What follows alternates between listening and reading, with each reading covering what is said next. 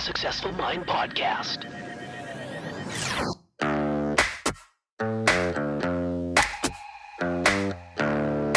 Successful people learn how to make their minds work for them. I'm David Nagel, and this is the Successful Mind Podcast.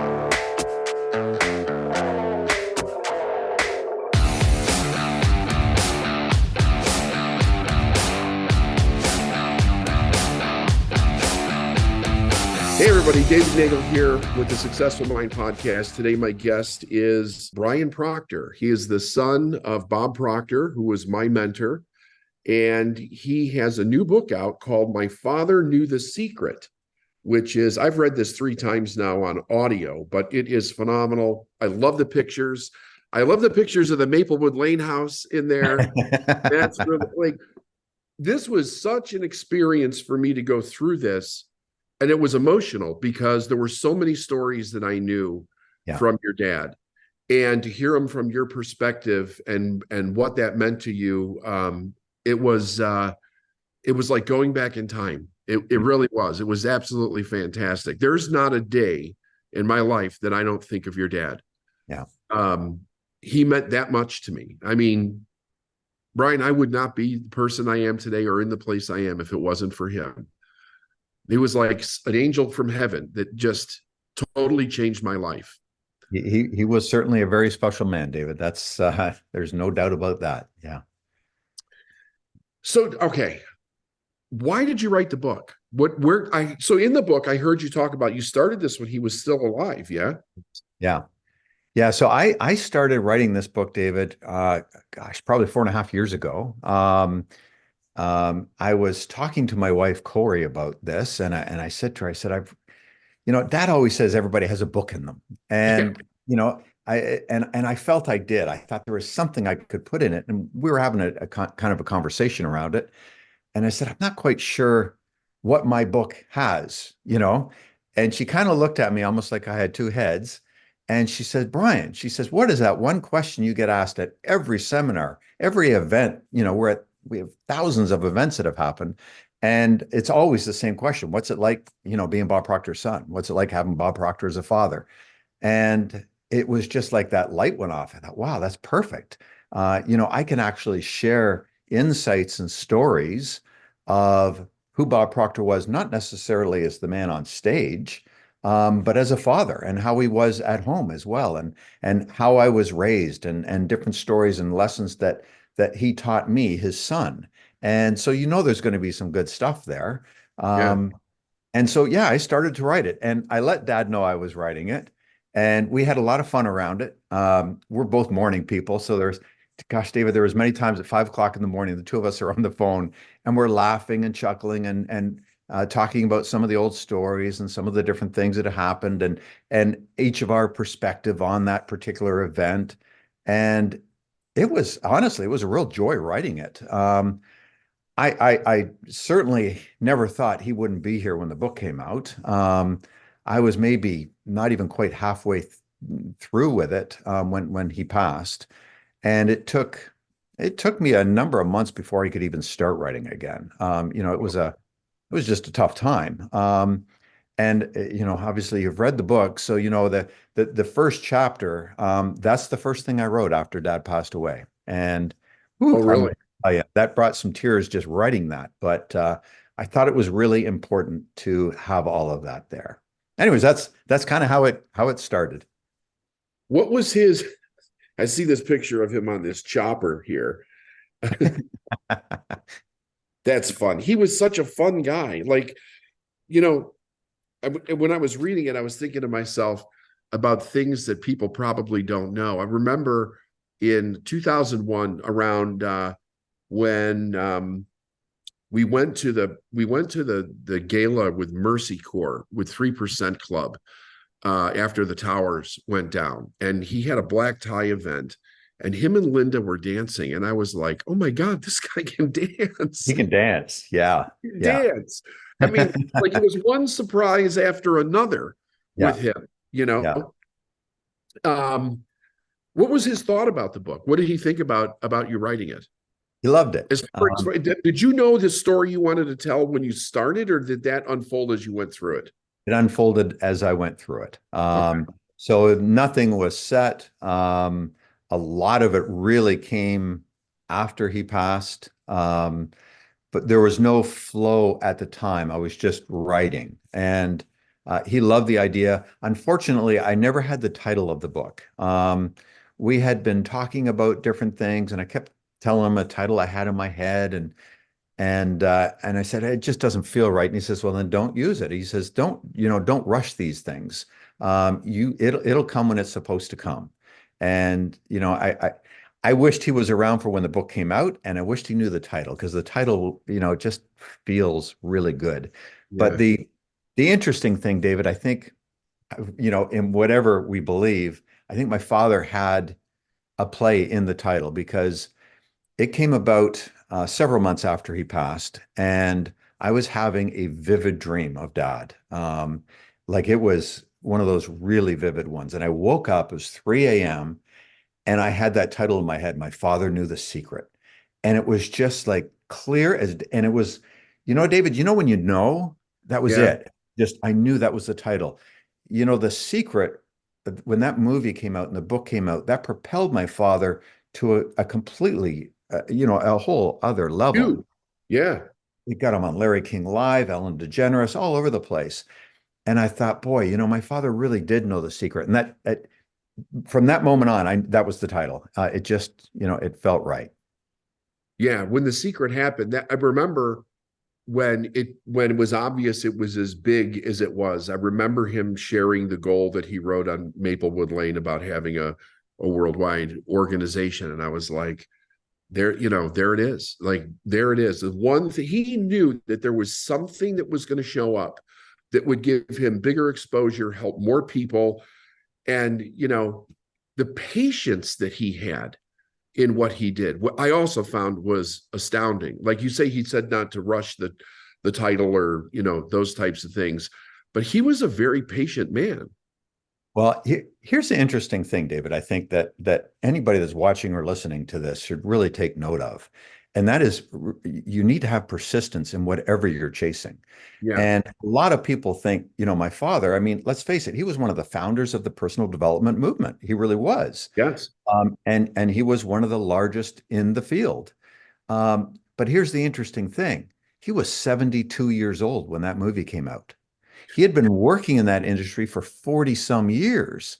And he was 72 when he was propelled to that that larger audience per se.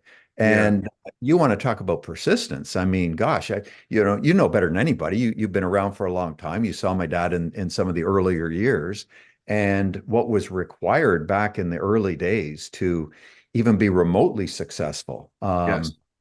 So it really was something that propelled him somewhere else. But he was a testament to what persistence was all about. But more than that, he had that knowing. It's like you say, he had that inner knowing that something was going to happen that was going to make this message get out to a broader market. Yeah. It's interesting you say, I mean, it was like, the personal development movement was like in the dark ages when your dad started, right? I Yeah. have a hallway in my office building, and there's a picture of Andrew Carnegie, and then there's a picture of Napoleon Hill, and then there's a picture of Earl Nightingale, Mhm. and his partner, and then Lloyd Conant, and then there is a picture of your dad with Earl and Leland Van Vanderwall. Yeah. And then there's a picture of your dad, and then there's a picture of me, and then there's a mirror. Oh, So I like that. whoever looks at it, it's like, here's your genealogy. Your dad used to do this thing with me. He would bring me pictures of people. Like he brought me a picture one time. We were doing an event, and he lays this picture in front of me, and I go, "Who's that?" He says, "That's your grandfather." And it was the guy from Holiday Magic. What was that guy's name? William Penpatrick. Oh, right. Yeah. Yeah. William Penpatrick. He lays this. I had never heard of the guy before. I didn't know. He goes, "This is your grandfather," and I'm like, "Who's that?" He goes, "He was one of my mentors." Mhm. But he would do things like that, the way that he would lay the lineage out of what he did. But I cannot fathom how he, in the 60s and the 70s, I mean, you talk about his struggle in the book. Maybe speak about that a little bit, because I can't imagine what it was like. I know what it was like when I started, right? Yeah. I can't imagine how he got people in a room back then. Well, it's kind of interesting. You talk about the lineage, and I was really lucky. I got to be around for all of that. Earl Nightingale, Lloyd Conant. I mean, gosh, Lloyd Conant to me was like a grandfather. Really? Yeah, which was really, really cool. And he was a very big mentor for my father. For those of you that don't know, Lloyd Conant was really the marketing man behind Nightingale Conant. He was the one who really got the message out there. Obviously, it was Earl's voice, but Lloyd was the one that had the real marketing chops. But I can remember stories dad talking about, and I as a young boy, I remember going on the road with him. In the summertime when I was off of school, I'd go on the road with him, and we'd be all over the place, and he'd drive for hours upon hours from town to town and put on a seminar for 40, 50 people. One time when he was first getting started, and this is actually in the book. David Nightingale, Earl's son, he and my father they thought they're going to put on a live event. And they rented a big auditorium. I think it had about 2,000 seats. And, this is long before the internet. So they created a really nice flyer, and they paid to have that flyer delivered to 20,000 homes and businesses in the local area. And he thought, that's going to fill the place. And so they were ready. They're, the night they're in the auditorium. Dad's standing behind the curtain. He keeps saying to David, how many people are here? How many people are here? They hired ushers to bring people in. I mean, he really thought this was going to be a big deal. David, 6 people showed up. So you can imagine an auditorium with 2,000 people, and 6 people are there, and they're not all sitting together. They're scattered. I mean, that would have been a terrible experience. Here's the interesting thing, and this speaks to my father, I think, for sure, is he got up and he taught as if the place was full. And that was it. He just knew what he had value, and he was going to teach whoever showed up. And he was always that way. And, fortunately, he got to fill auditoriums like that. He actually got to speak in a few stadiums with 20,000 people. So it did happen. But that was, the early days. It was some tough slugging for sure. Yeah. I remember back in the Niken days, because I got introduced to your dad in 96. Mm-hmm. And a guy gave me 2 cassette tapes because I had just started, I had been listening to self-improvement stuff for about 3 years. I was going to some of Tony Robbins stuff back then. Mm-hmm. And a guy that worked with me, I worked for a petroleum company. He goes, you're into this self-improvement stuff. He goes, you ever heard of this guy? And I said, who is it? He said, Bob Proctor. I said, I've never heard of him. And he gave me 2 cassette tapes. They said Bob Proctor live in Orlando. And it was from one of the first speaking things that he did for Team Diamond, with Niken. Yeah. And I left work that day, and I put those tapes in. I put the first tape in. And by the time the first one was done, I was in tears on the side of the road, because for 3 years I was studying and nothing made sense to me. Like, I was gathering all this information, but it didn't make sense. I didn't know what to do with it. It just didn't seem to fit. Mm-hmm. And when he started talking about spirit, I knew he was the guy that I wanted to learn from. And I set a goal that day, like, this is the guy that's going to be my mentor. I don't know how that's going to happen, but it was. And I have an old recording of him. And now, it wasn't those tapes since have disappeared, the Orlando ones, but I have one that was from a couple Team Diamond events after that. And it was almost the exact same message that he had. And I will frequently listen to those before I go on stage to speak someplace. It's like it has a magic quality to it. Just to hear him teach, I could sit and listen to him teach for a week. It was absolutely fantastic. So then it had to be very interesting, because after that, he moved south, and then he moved back up to Toronto with you kids, right?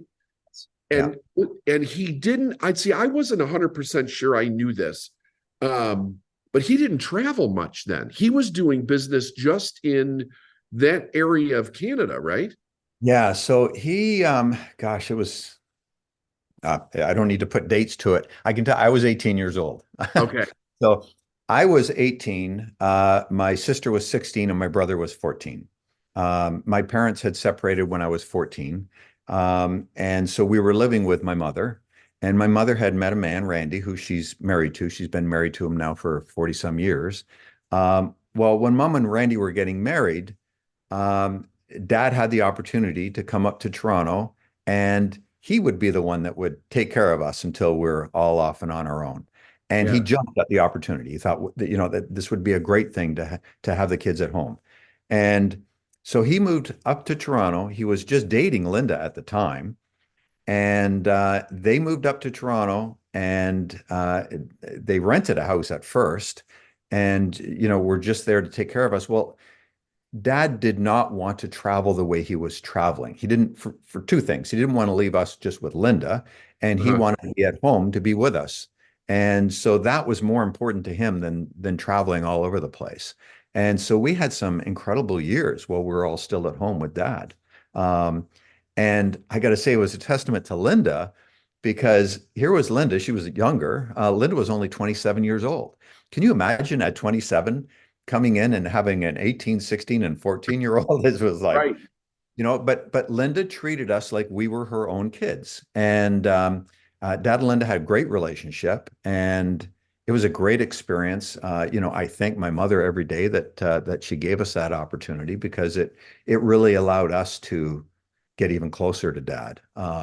And yes, for the first number of years while we were home, he did everything he could to keep his business in the Toronto area, um, which was tough. I mean, you know what it's like. Yeah. But he did that so that he could be home with us, and that was pretty special. Yeah. And the thing is that he had just an absolutely wonderful reputation. Like the amount of people that he could call on for Right. something was astounding. He always knew somebody somewhere. It was, Yeah, you know, and always. I remember. I can tell you a funny story, David. When I was 15, we took a trip across the country, and he had just gotten a 1976 Cadillac Eldorado convertible. Great car. That's the car I learned to drive in. And we yeah. drove from Toronto to California. And when we were in California, Dad was getting us into all kinds of shows. And one of the shows he wanted to get us into was The Tonight Show with Johnny Carson. And he got tickets for us. We went there. We went to go in, and we couldn't get in because myself, my brother, and my sister were all under 18. You had to be 18 or over at that time to be in the studio audience. And here's a testament to my father. He always figured there's a way for everything to work out. And going back to what you say, he never burned bridges. He had connections all over the place. He started making phone calls, and he found somebody that knew a way around it. And he says, "Well, yeah, you can't be in the studio audience, but you can be sitting backstage." And he had some connections, and I don't know how it worked, but anyways, we went back probably 30 minutes later and we were escorted backstage. We got to watch the Johnny Carson show from backstage. Johnny Wow. wasn't there, but Flip Wilson, if you remember Flip Wilson, he was the Oh host yeah. that evening.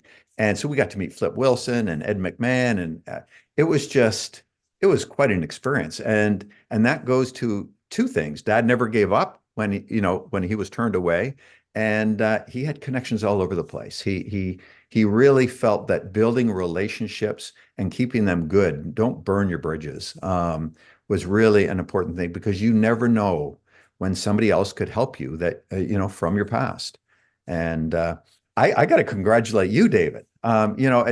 It got, we were saying before we started here that it's been over 20 years Yeah. probably since we've seen each other. And watching what you've done, I think has been incredible because I knew you studied with my father. And my wife has a really good friend. Probably 6 months ago, she was talking to my wife and she was saying, yeah, I'm in this course right now with a fellow by the name of David Nagel. And I was like, wow, really, David? And I started looking things up, and she had such high things to speak of you. And this lady she's a very high executive in British Petroleum. So she's no lightweight. And she was really impressed with what you're doing. And she was also really impressed that you referred to my father a lot. Yeah. You didn't let go of where you learned certain things. So that's, I got to congratulate you on that. No, well, thank you very much. And it's like a labor of love in a way to refer to him, because I'm so touched by the things that he taught me. And like I said, there's not a day goes by. And especially when I'm teaching and working with other people, whenever I think about something that he told me, especially if it made an enormous difference in my life, which was most everything that he told me at the time, I always tell him that, that this is what Proctor taught me. And he was, Bob was the first person that believed in me. I'll never forget when I first started coaching with him, he said, "What do you want?" And I said, "I want to make $1 million." And now that wasn't 100% true at the time, but I was kind of coming from that place where you think money is going to solve every problem type of a thing. Yeah. And he goes, "You don't believe that you can do it though, do you?" And I kind of looked down, like I felt like ashamed, like how does he know what I believe, right?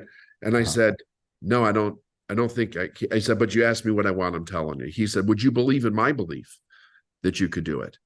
And I was like, why would he say that to me? Like, what's in this for him to I was still in that stage where you get these conflicting beliefs in your mind from things that you hear in the past, and there must be some kind of hook to this, but there was never a hook. Like, he was really moving me along in a phenomenal direction, and always trying to cause me to grow to the next level. He would not let me off the hook for anything, nothing.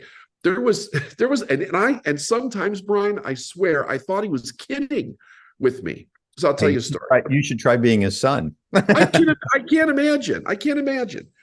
We were in Sanibel Island, and I was working with some of the facilitators down there, and he said to me, "What time are you leaving in the morning?" And I was like, I don't know, 5 or 6 or something. He says, "We'll share a car." And I said, "Okay, great." So I get in the car. Now, the night before, when I went back up to the room, my wife had called me and she said, "Chicago O'Hare's going to be shut down. There's a major snowstorm coming through. Like, they're not letting anything in. I doubt you're going to get in." And I was like, "Oh, okay. Well, I guess we'll see."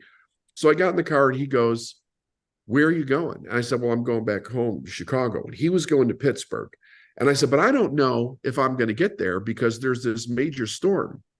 And he got really quiet and he looked me right in the eye and he goes, "When are you going to start practicing what we preach?" And I go, "Bob, it's weather." And he goes, "Are you serious?" And I said, "Well, we can't affect the weather." He said, "You just don't have any belief, do you?" And I thought he was joking, but I went, so we go to the airport, we fly out of Fort Myers. There was nothing shut down, but I had to switch planes in Atlanta. I get to Atlanta and they're shutting everything down in the Midwest. And I tried several different things to get home because I really wanted to take that experience with him that weekend. It was an upper level experience and I wanted to take it home with me. It meant a lot to me. I didn't want to stay in a nasty hotel in the middle of Atlanta, which is where they were going to put me up. So I tried to rent a car. All the cars were rented. I tried to find a different way to get out of there. There was no way. So I hear him in my head. It's telling me there's always a way. Like, you better believe it. So I went back up to the ticket agent and I said, "Do you have any flights at all going back to Chicago?" She's like, "I'm telling you, there's nothing. Everything is shut down. There's no way you're going to get there." And I said, but she didn't look at her computer. And I said to her, "Would you at least look? Would you see if there's anything that hasn't been canceled?" So she looks and she says, "Well, there's one flight tonight at 9:15. She goes, "But it's going to get canceled." And I said, "Are there any seats on it?" She says, "There's one seat." I said, "Put me in that seat." And she tries like crazy to talk me out of it. "You're going to be canceled. I've already booked you for Wednesday. This was like a Monday. You'll fly back Wednesday." I said, "Put me in that seat." And then I walked around for 12 hours in Atlanta airport, just focusing on what I wanted. Yeah. And we were the only plane that got into Chicago that day, the only one that they let fly. When we were getting on the plane, the pilots go, I can't believe they're letting us fly. Like, they've got to cancel it. Of course they'll cancel it. We'll get on everybody on board and they'll say, take them off. We're canceling the flight. But we went through and we landed in Chicago. And I was like, even the weather, even the weather. Yeah.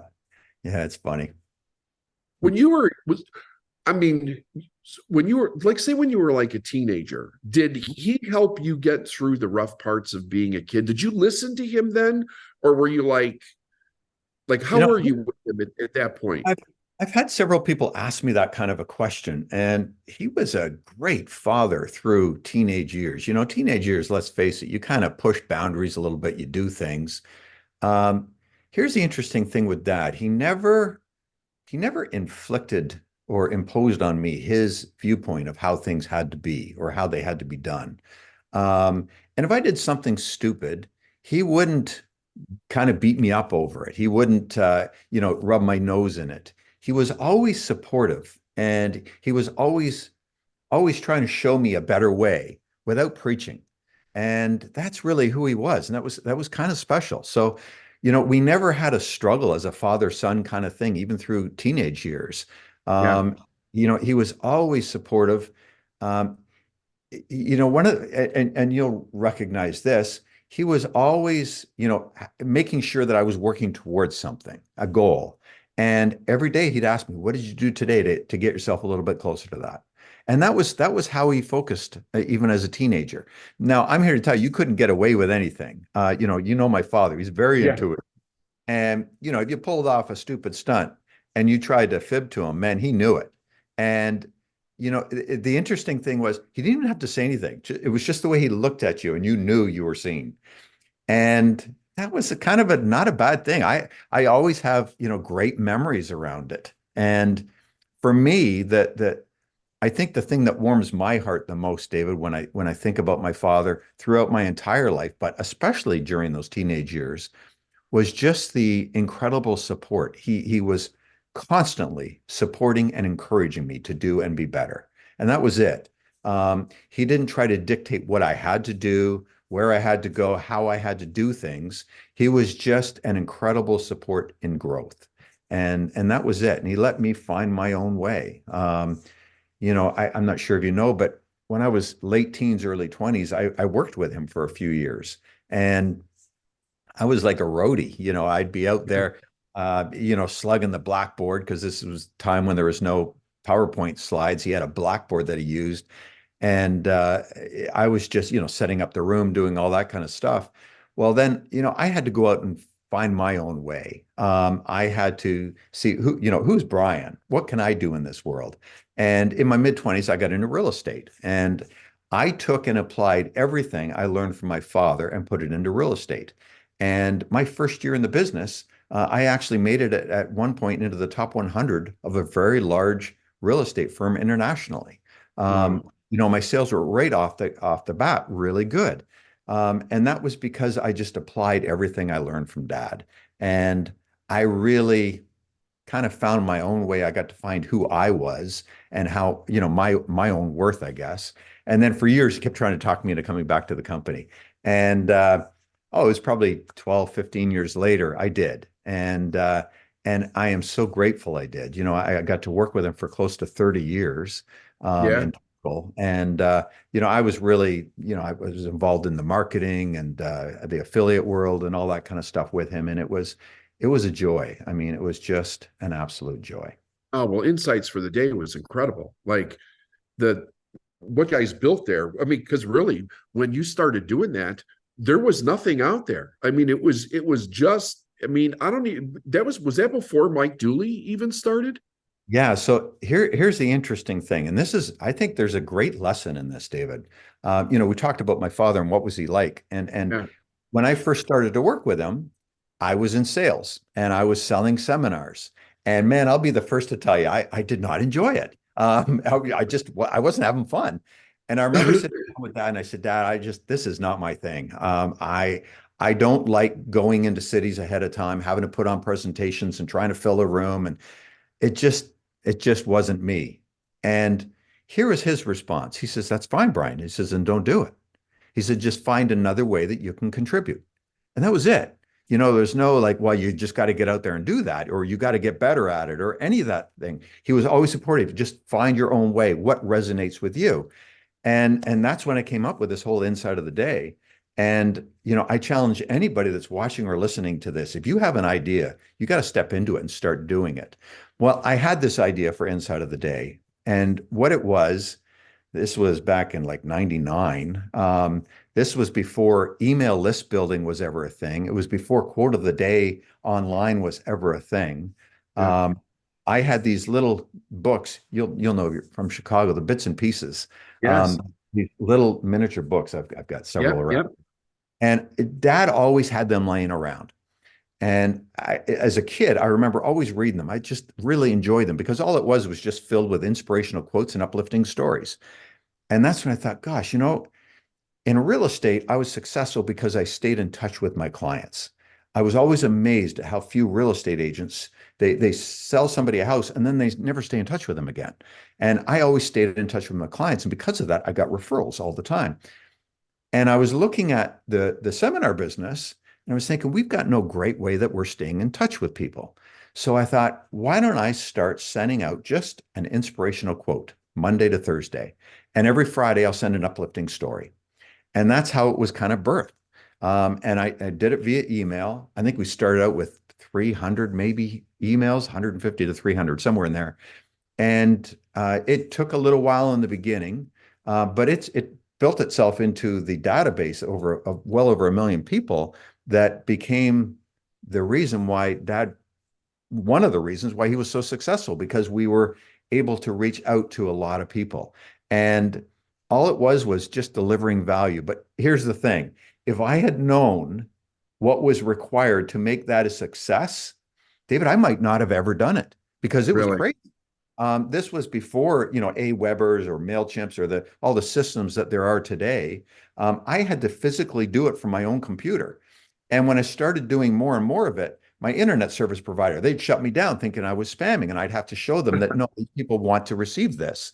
And so it was a constant evolution until it became what it is today. But yeah, it was really in the early days of email marketing and list building. And when The Secret came out, we were ready for it because we already had a system to capture email addresses and to send out value, where a lot of the other speakers didn't. And that really set us apart from a lot of the other people. It sure did. And I knew several other speakers that were in The Secret and that weren't prepared. And they did not. I mean, your dad, I'm see if I can remember, he used to have a saying like, when opportunity shows up, if you're not prepared, you'll only appear foolish or something. I don't exactly remember if that's 100% correct. But I thought to myself, oh, good for him when that came, that he was able to take advantage of that, because I heard horror stories from people that, like, some people's businesses just kind of collapsed because they did not have the ability to process the exposure that they were getting. Right. And everything leads to something else, right? I mean, it's just one thing. You do the thing that's in front of you. You have no idea what the effect that it's going to have futuristically on what it is that you're doing. So here's my question. So what are you doing now? You wrote the book. What's next? So yeah, I wrote the book, and it's been a journey, David. I never expected. I didn't really know what to expect. When you write something like this, you always question, is this good enough? And the response has been incredible. It's phenomenal. It's a phenomenal book. It's really been great. And so I've been asked on all kinds of podcasts.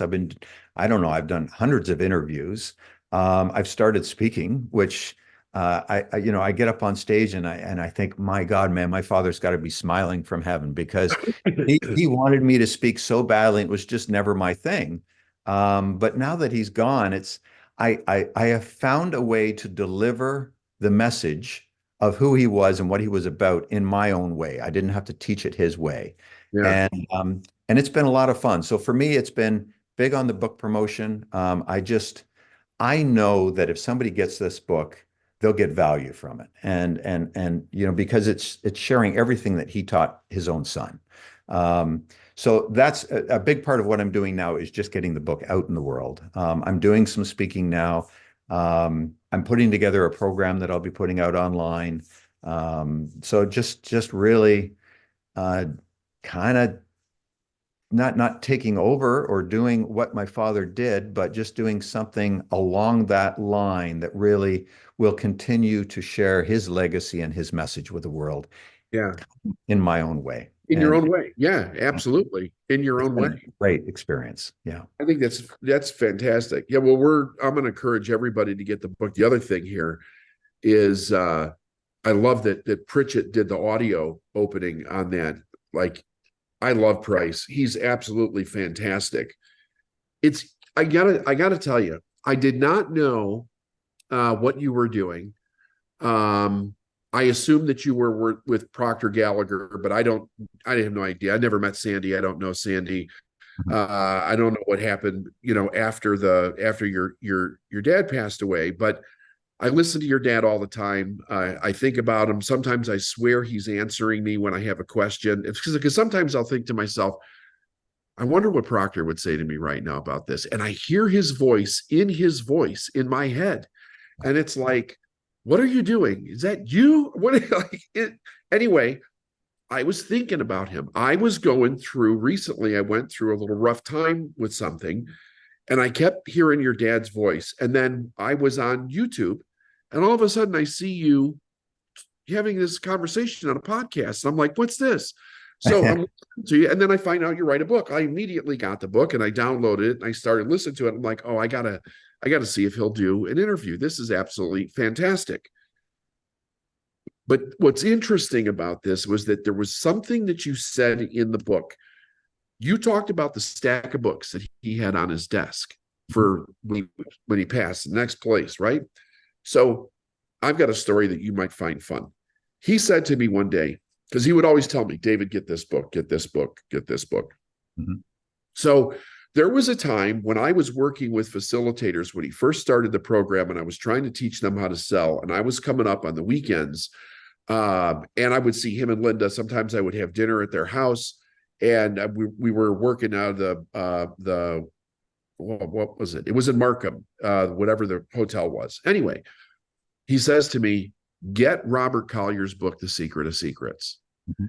And I'm like, okay. So, and this is before you could just, go to like Amazon and get books. Because I was going to Toronto, by the way, your dad, and like, he was a race car driver. He used to pick me up with a Mercedes. I was like, holy cow. Anyway, there's this little old used bookshop. I don't know if it's still there, but it was in Milwaukee's airport, General Mitchell Airport. And I would go and I would walk around in there, and I came across this. It was used, and it came as a collection.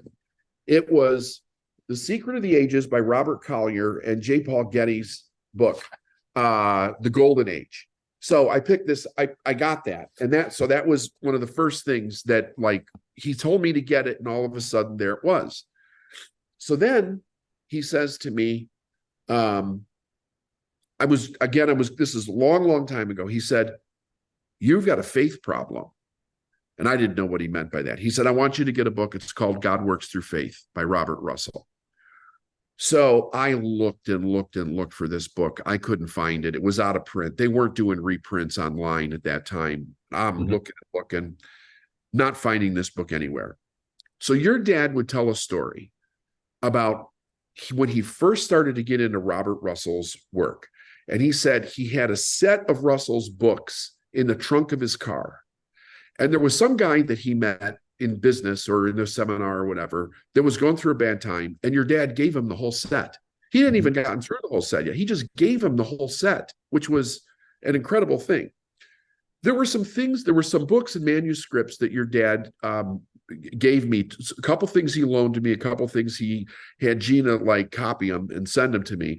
But he had unique ways of making marks in these books. Okay. So one morning, one night, I sit up in the middle of the night, and in my mind, I hear God works through faith. And I get up and I go to the computer, and I went to, I think it was Alabry at the time, and I punched it in, and there was this copy. It was a signed copy, and it was like $250 for this book. I've never spent $250. I'm like, get the book. I order the book, it comes, and I'm looking at this book, and I see the same marks your dad used to put in these books. So I phoned him, and when I saw him the next time, I brought him the book, and he goes, "That's the book that I gave away." Wow. You've got to be kidding me. He's like, "No, that's the exact book that I gave away." Now that's a And cool story. that's an awesome story. So I cherish that. It's like that book and a couple others. Also, Working with the Law by Raymond Hollywell, which he told me to get, which was life changing. Also, Yep. So there's always been this thing, like he would say to me, he would do that thing where I think you wrote about this in your book too, like open up a page in the book. Like he would do that thing, like if you have a question, you can answer and open up the page in the book. Yep. I've always followed that. So I wanted to share that story with you because it just meant so much to me, and how much I can't imagine how many people your dad made a mark on in their life that are actually passing those lessons on to other people around the world. It's got to be an astronomical number. It's got to be. It's got to be. I think he just touched so many lives. I think one of the things that really touched me the most, David, was after he passed away, we did an online memorial, and I my watched. God, there was a few 100,000 people that were watching it live. It was astounding to me, and all of the comments. It took me days to read the comments, and it was just heartwarming. I don't think Dad even had any idea of how far his reach was. The comments were from people all around the world and what he meant to them and how he changed their life in one way or the other through his teachings. And boy, it was just, I take comfort from that because he really did make a difference. He really did. I mean, that was his mission, was to make a difference. Um, Yeah, and Mary did a wonderful job with that, by the way. he did, didn't she? Yeah. Yeah, Yeah. yeah, it was Mary really Morrissey, wonderful. she's been a gift. She was a gift to me when Dad passed. Um, without going into the deep stories, my father came home so that he could pass away at home surrounded by his family. He wanted to see all his grandkids and everybody. So we were able to get him a home, and he was home for 2 or 3 days before he passed away. And Mary Morrissey flew up, and she was one of the ones that was there, to say goodbye to him. And she was a gift for all of us through that time. Yeah. Yeah, yeah, they had a special relationship. He knew her for a long, long time, right? Yeah, they really did. They were great friends, really Yeah, great. And they helped each other. It was, yeah. here's the thing I think with my father more than anything. You talk about the books, and you can imagine my father, birthdays or Christmas. He's a tough guy to buy for. I can What imagine. Yeah, anything he ever wanted, he just went out and got. I mean, that's just who he was. And I always had fun finding really unique old original edition books, books that he really liked to study. And boy, some of them cost a few $1,000s. I mean, they were expensive to get, first edition, sometimes signed, but in really good shape of some of these books that he studied, because many of them were written in the early 1900s. There was a Yeah, couple, I believe, even in the late 1800s. Um, but here's the interesting thing about Dad. He loved to study. He loved to study. And he always said that no matter where you are in life, if you just study just a little bit every day, your life will get better. And he said, that the biggest problem most of us have when we're setting goals or deciding what we want in our life is we let our current circumstance dictate the way we think and what we're capable of. And he said, we got to get away from that. We need to study more, not let our current circumstance, not let our current environment dictate what we want in life and what we're going to chase. And he says, if we can break free of that and go after something big, that's when we live. And that's when we achieve great things. And for him, he learned all of that through study, through books. And that's one of the greatest lessons that he passed down to me. And you talked earlier about just doing little things each day. That was Dad's deal. He said, so often everybody's looking for that one big event, that one big thing that's going to change their life. If all we did was focus today on what one little thing can I do today that's going to just get me a step closer to my dream. If we do that every single day, those little things will add up over a period of time. Before long, we've achieved that big thing and we didn't even know how we got there. And that's how we do things in life. Dad, right up until virtually the day before he passed, he was always, what did you do today, Brian? What did you do today that got you one step closer to your goal? That was it. That was his question. And he always had me focused on the present moment.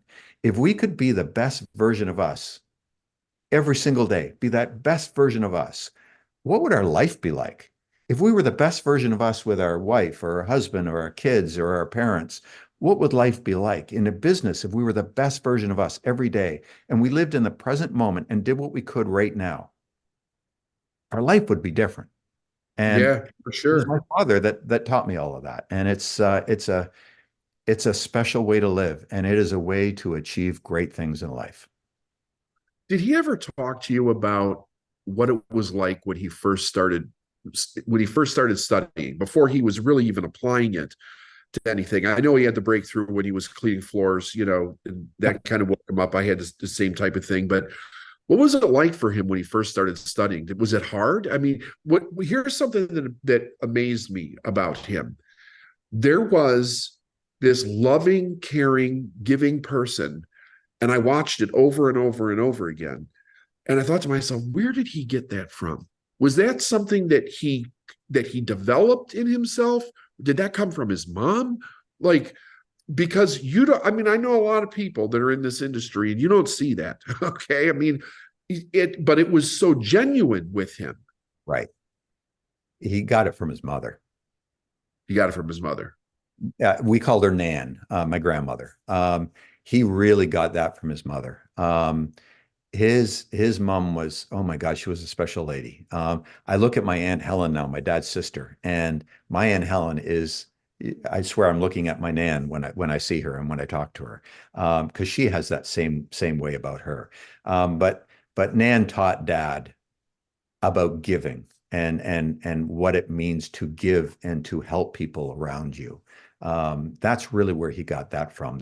The spark of being more and doing more, yes, he got from books. Ray Stanford was really his first mentor. He's the one that gave Dad Think and Grow Rich. Yeah. And that book altered the course of my father's life. It was the first book he ever really read. And it set a spark in my father. It resonated with him. Now, whether it's Think and Grow Rich or Working with a Law or, The Secret, whatever, books can change your life if you take the material and apply it in the real world. And my father was a master at applying what he was learning. And that's really where it all came from. But so his drive came from books. His way of caring, it came from his mother. There's no doubt about that. Yeah, I had a feeling. And with the beautiful way that you referred to her in that relationship with her, I mean, I knew that he used to do things with her, but I didn't know any of the stuff that you wrote in the book. And it was so heartfelt, those stories about with his mom and with you kids and, her down in Florida and all of that. And that he didn't refer to his dad as much, because had a rough time after the war and everything. So I always find it's interesting, like if you can, whatever it is that you know about a person, what is it that sticks with an individual? And that's something that obviously stuck. I've never met another person as generous as your dad. No, that's I mean, my God, right till the day of his passing almost, he was without a doubt the most generous human being I have ever met. And I realized I'm biased. But boy, he would do anything for anybody if they asked. He was forever giving money to different charities, to different people that needed things, doing things, speaking for people without charging. So if it would help Yeah. their cause, I mean, he did so much out in the world. It was truly incredible. And Yes.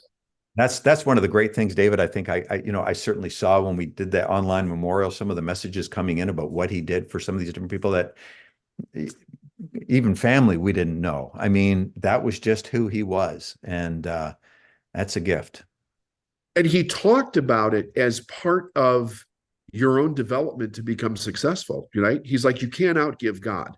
That's right. And it was just give, give, give, give, give. And if I, like, there were times in the beginning where I'm like, Bob, I don't know if I can come this weekend because I don't have enough money. And he'd be like, what? He's like, you're not giving enough. Go find somebody to help. That's what he would tell me. And then he would hang up the phone. But I learned to do that, and it made all the difference in the world. I mean, I practice it every day, absolutely every day. And I give all the credit to him because he was very much a father figure for me at that point in my life, and very insistent. And I respected him like you would not believe. So if he told me to do something, it was like, I'm going to actually do this. But I did it long enough that I could see that it worked. Like, you couldn't deny the impact that it would have. Like, I would give, and then the sales would increase. Right. Opportunities would show up, and he would, he would laugh, or he would say, see, I told you. Yeah, he was such a firm believer that you need to give, givers gain. He said, Like Bob Berg. yeah, and I'll tell you an interesting little story. So it was always rumored that the title character in Bob Berg's book, Pindar, was based after my father. And I was on a podcast, I don't know, 4 months ago, 5 months ago with somebody, and I was talking about that. And this fellow said, well, I know Bob Berg. So he reached out to Bob Berg and asked him. And we have verification that Pindar was based on my father. Oh, And that was a fun thing to see. But that's who Dad was. He was always, you could never give enough. And he says, if you want to receive, you need to help more people. He says, if you can help more people find their way and achieve what their dreams are, you will achieve all of your dreams. And boy, he lived that. He really did. And one of the other things that I really learned from him that I think relates to this, if you don't mind me sharing, I don't mind is at all. we had a thing, Dad and I, and this makes me think of you actually. When I first saw your message when you wrote in, and I said, oh my God, David Nagel. I said, oh, I haven't talked to him in so long. And as soon as I saw your name, it took me back, and I remember my father always spoke so highly of you, and he really did enjoy you. And I mean, you can tell by the stories you're telling. And Dad and I had a habit, something that we did. We were forever on the phone at between 5 and 6 a.m. almost every day. He was always an early riser. I was always an early riser. He'd get up, and he knew I'd be up. So he'd reach out, hey, you up? You want to talk? and we'd get on the phone and we'd start chatting. And this is something we did. We would talk good about people behind their back. Dad always said that you can tell the character of a person by how they talk about somebody else behind their back. And he got me in the habit of speaking good about people behind their back, rather than getting involved in gossip and nonsense. What's good about somebody, and really sharing that. And I'll tell you what it does. It raises your energy. It puts you into a different state when you can start even consciously speaking good about people behind their back when they don't even know. What you put out into this world is it really, we do attract what we see. And if we look for the good, we are going to attract more good. And we need to live that way. Dad lived that way. He taught that to me right from when I was a little boy. And it was a pretty special thing. That's really something special to grow up with, to have somebody that teaches you that. I did not grow up in that environment at all. I had to learn how to do that. But that's that. And you mentioned this a couple of times too. He really was an early riser, wasn't he? Oh yeah, he totally was. Yeah. Was he a big sleeper? Did he sleep? Was he one of those guys that could like make it on 3 hours of sleep a night type thing? Or he could, but he needed his sleep. He was not a night owl, and I'm not. My wife and I, you'll catch us in bed sometimes at 8:30 at night. Quite often. We're early to bed, early to rise. Dad was the same way. And it's funny, my daughter is the same way. I see it in her too. Yeah. So I think it was just part of our makeup. Now you're living where? Washington now? I am in Washington State.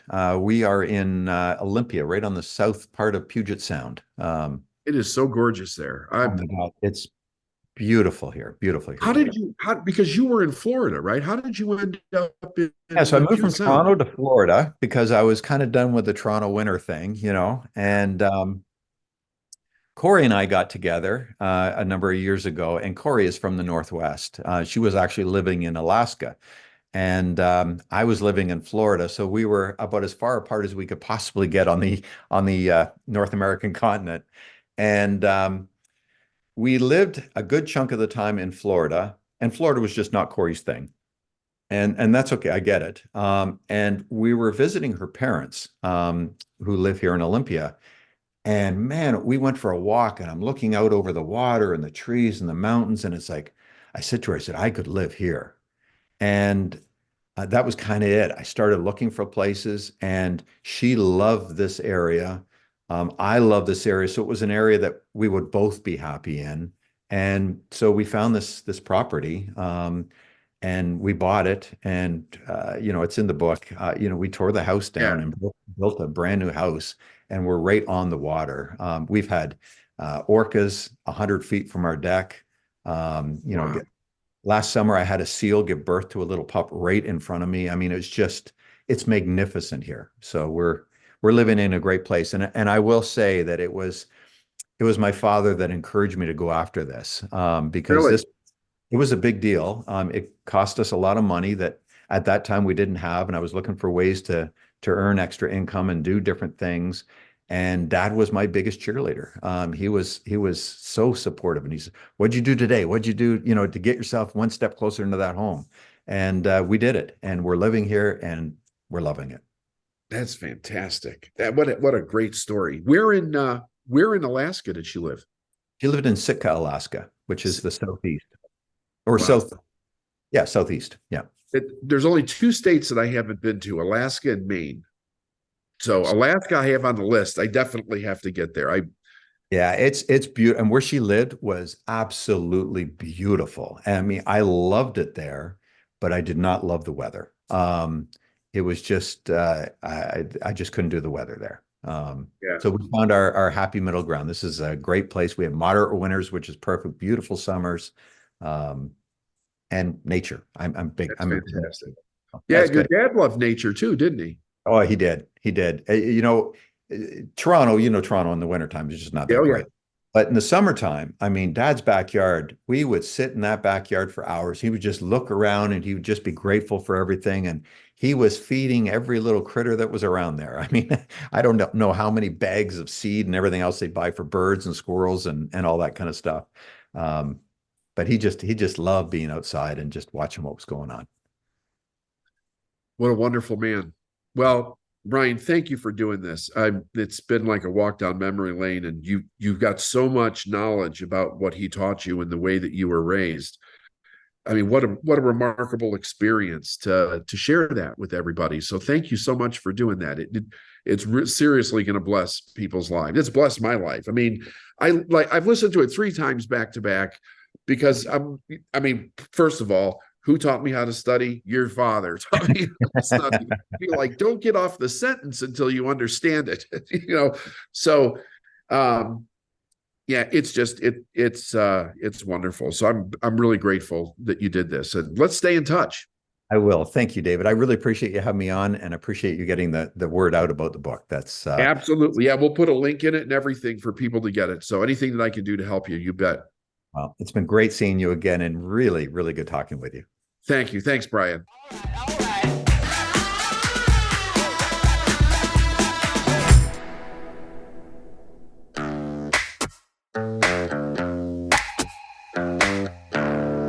Thanks for listening to the Successful Mind podcast. If you like what you heard and you want to learn more, go to lifeisnowinc.com. I'll see you next week.